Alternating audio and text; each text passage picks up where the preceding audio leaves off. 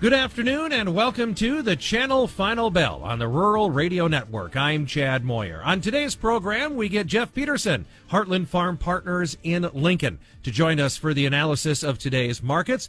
First of all, Jeff, before we get into the day's news, just a quick look at the settlements for today. Corn is going to settle between 2 and 3 cents higher. Soybeans are going to settle out, looks like 2 to 5 cents higher. And then wheat in Kansas City is going to finish the day similarly 3 to 5 higher on those settlement prices. Again, we'll talk about some of the specifics in a moment. First of all, just what are your thoughts in general on the trade that's going on? There's some fireworks in the outside markets, but pretty quiet in the grains today, huh?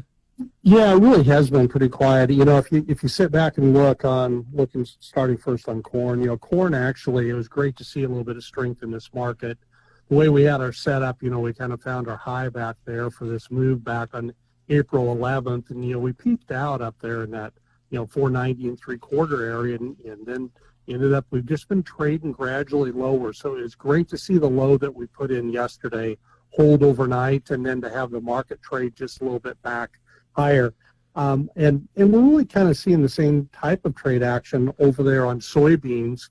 If you take a look at May soybeans, for instance, we didn't see the low from yesterday hold, but we came into an area where we've had some support, and that really takes us back all the way to kind of the high in the market back on March 3rd. We're just kind of trading down to that level. So it's good to see those from a technical perspective, see some good support there. And then we've also got some stronger fundamentals that we're looking at too, Chad. Yeah, and expand on that if you would, because to see a little bit of strength in the grains, middle of the week, in a holiday week, is there anything that you can attribute that strength to specifically? Well, I think we're seeing a little bit. So if you sit back and kind of look at it, right now our export pace is rolling along, strong enough, and demand is good enough also over there on the soybean side that gives everybody from a fundamental side, especially after we came out of that WASDE report, say, okay, fundamentally, we're sitting here a little undervalued on both corn and soybeans, so we're sitting there fine. And then as you look ahead, you see some of the weather that's coming at us, and I'd say from the forecasts are changing a little bit and maybe getting a little bit wetter in the western corn belt, and plantings just getting it going. I think we've got a few of those things that are coming back around that give the trend following funds, the opportunity to buy a little bit as we see these markets dip. All right. Well, let's, you brought up the weather. Maybe we can spend a few minutes talking about that. What does the weather look like? What sort of an impact might that have on planting progress as well? Maybe just the weather, first of all, as you see what's happening weather-wise across the United States and specifically crop growing areas. Anything that stands out right now? Yeah, there is a few things. If you really look at it, what we've got is we definitely have the areas, the haves and the have-nots, and that comes back to the rainfall side. If you really look at the plains and, all the way from North Dakota on down all the way through really at this point through Kansas on down into Oklahoma and really get over into Iowa and Minnesota, you get many areas in there that really conditions are dry, not only on the topsoil side, but also down there on the subsoil side. Now, as we start off on the planting, that gets us off to some decent starts. The only thing we run into a little bit is we've had a little bit cooler temperatures than we'd like to see up there across North Dakota, parts of South Dakota into Minnesota. But then as you move across, that if you think back a few weeks ago when we had those heavy rains that came across, hit Missouri on into, parts of Tennessee and Kentucky, southern part of really Illinois into Indiana, and then off into Ohio. Those areas are wet, and it does look like they're going to pick up some additional showers again. So in some of those areas, planting progress is just moving along very slow. So I think what you've got is you're going to have the eastern belt that's really going to hope for a little bit of drying out, and then you've got the western belt that really hopes to get some rains. And with some of the showers that we have coming in, it looks like some of the areas that have caught moisture in the past are going to pick up some more, depending on which weather model you look at, whether you look at the GFS or the European. European looks like we could have, some showers here in the eastern part of Nebraska on over into Iowa, and then those storms will connect up and they'll hit, Illinois, Indiana, back on down into Missouri. GFS model actually makes it a little bit drier on the eastern side, so I sure do hope we get some, rains here in Nebraska. Now, as far as the dryness goes in the western part of the Corn Belt, a little bit too early for the market to be concerned about that. especially since we've got some rains kind of hovering out there on the horizon, Chad. Okay. So I guess at what point does it become a concern for planting progress? You said that maybe it's a little early for corn and soybean planting to be concerned. At what point does it demand the attention then? Yeah, so I think if you sit back here and look at it, we're, 4% planted on corn, 2% planted on soybeans, and overall we're setting, really close to what our seasonal averages are. But, if we would catch some wetter conditions, which there are some in the forecast, and we're sitting here, a couple weeks down the road, and we haven't made a lot of progress, or we are way behind on progress, then I think we'll start seeing the market get a little bit more interested and say, now, wait a minute. Especially if we see that continued wetness down in the southeast part of, the U.S. and the southern part of the U.S. And, if we see that wetness hold up, then you get a few people thinking, wait, could we end up seeing, some acres maybe switch away from corn back over to beans? But, we need to be at least a few more weeks down the road before that would be a concern, Chad. All right. Really quick, 30-second answer if you can. Anything going on weather-wise in South America that we should be aware of? Yeah, as we're watching that, they're really wrapping up on their soybean harvest, especially as you're talking about in Brazil. As you come back in and look at what's going on in Argentina, Argentina is about 23% harvested on the corn. They're about 2.6% harvested on the soybeans. And ultimately, their weather probably looks okay right now, Chad. All right, very good. Again, that's Jeff Peterson at Heartland Farm Partners in Lincoln. Coming back in our second half of the program, we're going to talk about some of the headlines of the last few weeks. Again, tariff, talk a little bit about the trade situation and what the administration might do, on these negotiations and things like that moving forward. A few other things as well. Stay tuned. The second half of the Channel Final Bell is coming up next on the Rural Radio Network.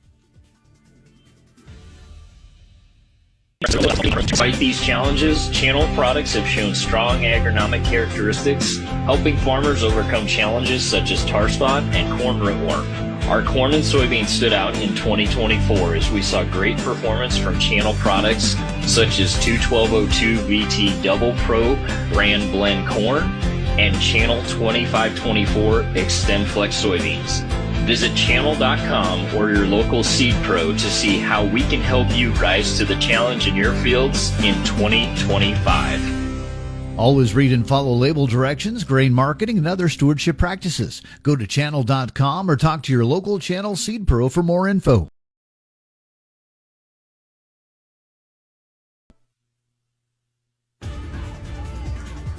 Chad Moyer back with you on the Rural Radio Network. It is the Channel Final Bell. And again, Jeff Peterson, Heartland Farm Partners in Lincoln, joining us for today's program. Let's talk about some of the news headlines of the week. And still in, tariff watch and, what's the trade situation going to look like moving forward? I guess as it sits today, how big of a factor are these tariffs and kind of where do you see this discussion going from here? Yeah, so as you dig in and look at that, I think, Chad, what you've got is that it's really just this wet blanket that really kind of goes over the top of everything. Because if you look at it, actually corn and soybeans and to a lesser degree wheat have really held up pretty well in amongst all these tariff talks. Not as much, U.S. dollar, we've continued to see weakness. We've seen definitely weakness there in the equity markets, but the commodities have actually held up pretty well. And as you dig deeper into that, you'd say, okay, what do we know about this situation so far? Well, we know the amount of countries that want to talk about, some type of trade deal continues to, ratchet up. Last I had heard, we're over 130 different countries, and we don't necessarily know what that means when they say that they want to talk. But what we do know is that another phase is that there's meetings going on, and the last I'd heard, there was probably about 15 trade deals that the Trump administration was evaluating and maybe in some type of negotiating stage. Now, what the market's really looking for is it's looking for some successes in this. And I think, one of the first successes may very well be with Japan. Japan is in the process of bringing higher level discussions with us on that, and the hope would be is that would be one of our first, successful negotiations that would happen and trade deals that would get announced. What we kind of have to realize here is as we're doing these bilateral agreements, country to country, that's going to take some time. And the market's sitting back and looking and saying, okay, are we making progress or not? But what it does give us the opportunity to do, Chad, I think, is the fact that, it does give us a chance to see some wins. And this is different than what we saw, really in that first term with the Trump administration. And, the Trump administration really focused in on the U.S. and China. And that's a big focus right now again, but we have many other countries. So there does become a lot of opportunities to have some win in these other countries. That does give the market a little confidence that we can walk through this, we can get through it, and then see, what else we end up seeing with the progress with China. Okay. This term trade war gets thrown around a lot. Do you think we're actually in a trade war, or is this a trade skirmish? What could you see the process or the kind of the steps to get this resolved? Yeah, and I think that to some degree, I think I'd be comfortable calling it a trade war, not necessarily a trade war that we end up having with each and every country, but I think exactly what we're seeing between the U.S. and China is definitely one. What's interesting about it, as you take a look and focus in on our trade talks with, or lack of trade talks with China, is that it's each side wanting to negotiate, but nobody wanting to physically make the first move.